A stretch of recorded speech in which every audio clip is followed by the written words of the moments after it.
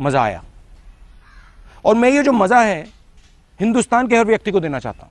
मजा आया यार, और क्यों नहीं आएगा मजा। 7 से 8 गेम बाद हम लोगों ने क्लीन शीट रखी है, 3 गोल मारे हैं और 3 पॉइंट ग्रैब किए हैं। ये पूरा गेम परफेक्ट नहीं था और आप लोगों को भी पता है, अगर आप लोगों ने मैच देखा है तो आपको भी पता है पूरा गेम परफेक्ट नहीं था। 2 हाफ्स का गेम था ये। पहले हाफ में बहुत ही ज्यादा पुअर परफॉर्मेंस और सेकंड हाफ में पूरा टर्नओवर कर दिया गेम को। और कैसे टर्नओवर किया और क्या क्या टैक्टिक्स यूज किए कर। तो यार फर्स्ट हाफ में बार्सिलोना का फॉर्मेशन बहुत ज़्यादा डिफरेंट था। जो प्लेयर स्टार्ट कर रहे थे बहुत ज़्यादा डिफरेंट थे, जो वही हर बार क्लीशे सेम हम यूज़ करते आते हैं वो यूज़ नहीं कर रहे थे। बट किसी भी एंगल से फॉर्मेशन परफेक्ट नहीं था। जॉर्डी अल्बा खेल रहा था लेफ्ट बैक पे, पीके खेल रहा था, उमटीटी खेल रहा था सेंटर बैक और मिनगेजा खेल रहा था राइट बैक पोजीशन पे। प्यानिच बुस्केट्स को रिप्लेस कर रहा था और फ्रैंकी डियोंग और पेड्री मिडफील्ड में उसके साथ थे। Up front Braithwaite left wing पे खेल रहा था, Messi as a centre forward या फिर फॉल्स नाइन जो भी बोलना है वहां खेल रहा था और ट्रिंकाओ खेल रहा था राइट हैंड साइड पे। ये जो फॉर्मेशन है इसकी सबसे बड़ी दिक्कत थी इसकी मिडफील्ड। मैंने पिछले वीडियो के कमेंट्स में किसी को बोला था कि यार प्यानिच और डियोंग साथ में नहीं खेल सकते, क्योंकि जब प्यानिच खेलता है तब डियोंग फ्रीली नहीं खेल पाता, उसका मूवमेंट उतना अच्छे से नहीं हो पाता, क्योंकि दोनों थोड़े थोड़े सेम स्पेसेस ऑक्यूपाई करने का ट्राई करते हैं। इसलिए फर्स्ट हाफ में ये फॉर्मेशन बिल्कुल काम नहीं कर रहा था मिडफील्ड में। और प्लस एक और दिक्कत ये थी कि अटैक में ब्रैथवेट लेफ्ट हैंड साइड से बिल्कुल जीरो आउटपुट दे रहा था। ब्रैथवेट लेफ्ट हैंड साइड में मतलब बिल्कुल गायब हो गया था, क्योंकि ऑब्वियस सी बात है यार वो प्रॉपर विंगर नहीं है। अगर तुम उसको इतना ज्यादा आउट ऑफ पोजीशन खिलाओगे तो ऑब्वियस सी बात है उसका इंपैक्ट गेम में नहीं आएगा। और वही सेम चीज़ हुई मेसी के साथ। मेसी के पास कोई बॉल देने वाला था नहीं, इसलिए मेसी का भी इंपैक्ट फर्स्ट हाफ में बिल्कुल नहीं था। क्योंकि यार देखो जब एक फॉरवर्ड को इस पोजीशन पे आके खेलना पड़ रहा है तब ऑब्वियस सी बात है कि कुछ ना कुछ तो आपके सिस्टम में गड़बड़ है। एक ही प्लेयर है जिसने फर्स्ट हाफ में बहुत ही अच्छा परफॉर्मेंस दिया, वो है फ्रांसिस्को ट्रिंकाओ। विद द बॉल वो इतना अच्छे से खेल रहा था, प्लेयर्स को ड्रिबल पास कर रहा था और 2-3 बार शूट करने का ट्राई किया। हालांकि उसका शूट अभी भी इंप्रूव हो सकता है, बट फिर भी उसने जो फर्स्ट हाफ में जो ब्रेक द लाइन्स किया है, जो उनके डिफेंडर्स को उसने पेनिट्रेट किया है, वो और कोई प्लेयर फर्स्ट हाफ में कर नहीं पाया था। चांस क्रिएशन बहुत ज्यादा कम था, 60% या 66% था हमारे पास। बट वही कार्डीज वाले गेम में जो हमने देखा था वही चल रहा था फर्स्ट हाफ में कि यार हम लोग चांसेस क्रिएट बिल्कुल नहीं कर पा रहे थे। और साथ ही साथ हम लोगों ने एक बड़ा चांस उनको दे भी दिया जिसमें लोग पॉसिबली गोल स्कोर कर सकते थे। कोई अगर बड़ी टीम रहती यहाँ पे तो वो इजीली गोल स्कोर कर सकती थी। बाकी डिफेंडिंग ओवरऑल इस गेम में ठीक ही थी, उन लोगों ने ज्यादा अटैक किया भी नहीं, बट फिर भी ठीक ठाक ही डिफेंडिंग थी। यार ऑल इन ऑल एक बहुत ज्यादा डल हाफ था, कुछ ज्यादा हुआ नहीं इस हाफ में और कुछ चेंजेस चाहिए थे और यार कोमन ने चेंज किया। इतने अच्छे और इतने इम्पैक्टफुल चेंजेस।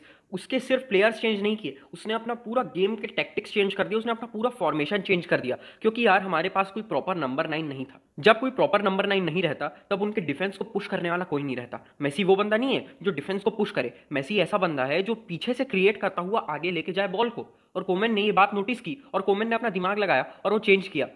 4-2-3-1 फॉर्मेशन को मैंने वापस ले आया। पेड्री और फ्रैंकी डियोंग को डबल पिवट खिला दिया, मेसी को नंबर 10 पोजीशन पे खिला दिया, डेम्बेले को प्यानिच से स्वैप कर दिया और डेम्बेले को left wing, Francisco Trincao right wing, अपना मार्टिन ब्रैथवेट नंबर 9। और यार ये कुछ चेंजेस जो थे वो बहुत ही ज्यादा इंपॉर्टेंट थे ओवरऑल गेम में, क्योंकि अब मेसी पीछे से आराम से क्रिएट कर पा रहा था। अब मेसी बॉल लेके बॉल के साथ दौड़ पा रहा था और वहीं पे आया गोल। क्या आया वहां पे? गोल आया। ब्रैथवेट का ब्यूटीफुल टच, मेसी का ब्यूटीफुल रन और बहुत अच्छा फिनिश और एकदम विंटेज मेसी और स्ट्राइकर स्टाइल दोनों आपस में कंबाइन होते हैं, गोल मारते हैं, मजा आया।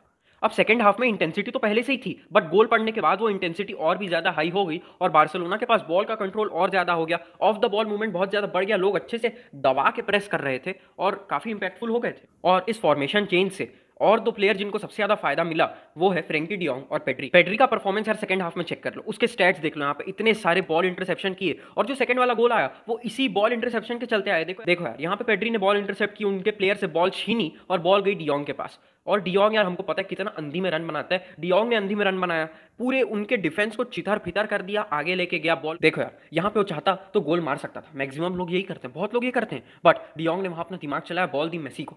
और जब मेसी के पास बॉल आती है उस पोजीशन में तब यार मेसी के हाथ में गेम होता है, बढ़िया आराम से डमी वमी कर रहा है, आराम से इधर उधर डांस वांस करके खेल रहा है और इजी सेकंड गोल मार दिया मेसी ने। तो इंटरेस्टिंग बात यह है कि जो 3 प्लेयर्स जो मिडफील्ड पोजीशंस में खेल रहे थे उन्हीं तीनों के कारण इतना फेबुलस गोल आ गया। फर्स्ट हाफ में जो मिडफील्ड इंपैक्टफुल नहीं हो पा रही थी, सिर्फ एक बड़े चेंज के कारण वो मिडफील्ड इतनी ज्यादा अटैकिंग हो गई, इतनी ज्यादा फियर्स हो गई। तो यार अब चलते थर्ड गोल में, जो मेरे हिसाब से सबसे ज्यादा इंपॉर्टेंट गोल है टैक्टिक्स को अच्छे से समझने के लिए। क्योंकि यहाँ पे देखो यार मेसी आ रहा है डीप में, है ना, Messi as usual deeper positions में आ रहा है और मेसी यहाँ पे पास देता है।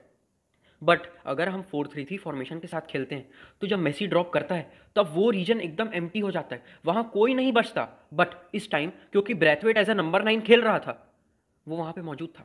यार तुम समझ पा रहे हो नहीं समझ पा रहे हो? Messi as a false nine as a striker खेलता है, मतलब मिडिल से वो अकेला पीस रहता है अटैक करने वाला, इसलिए जब वो ड्रॉप डीप करता है तब आगे कोई बचता नहीं है। बट इस टाइम वहां ब्रैथवेट था और मेसी ने ब्रैथवेट को पास दिया, कुछ अलग हुआ। हर बार नहीं तो क्या होता है, मेसी जॉर्डी अल्बा को पास देता है, बट कोमेन ने बोला नहीं यार, इसका कुछ इलाज ढूंढना पड़ेगा। कोमेन ने इलाज ढूंढा और मेसी ने इस बार बॉल जॉर्डी अल्बा की जगह ब्रैथवेट को दी। जॉर्डी अल्बा अंदर रन बना लिया, समझ पा रहे हो? जॉर्डी अल्बा अंदर रन बनाया, ब्रैथवेट ने एक ईजी हेडर मारा, जॉर्डी अल्बा ने एक बहुत अच्छा गोल मारा और ब्रैथवेट का सेकंड असिस्ट भी मिल गया। और यार इस एक चेंज से कितना ज्यादा इंपैक्ट पड़ा है वो तुम समझ ही सकते हो।